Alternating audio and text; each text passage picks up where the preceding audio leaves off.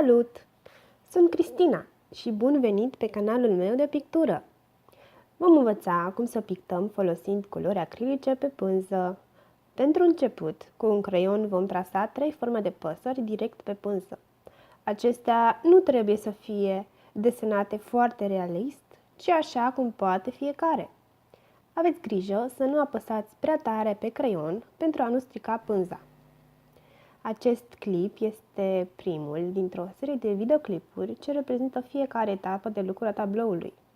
În el schițăm siluetele păsărilor și aplicăm culoarea fundalului.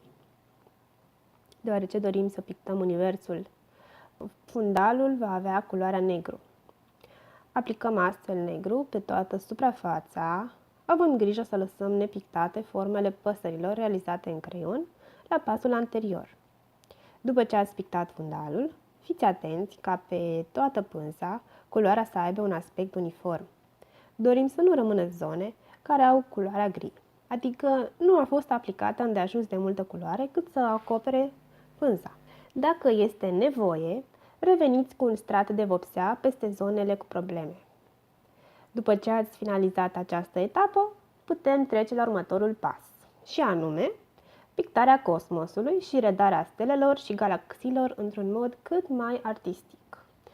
Vom învăța tehnici simple de redare a acestor elemente pe care le puteți apoi aplica și în alte lucrări. Pentru acest lucru, vă invit să urmărim partea a doua a acestui tutorial de pictură, accesând linkul din descriere. Hai să învățăm să pictăm universul! Vă mulțumesc!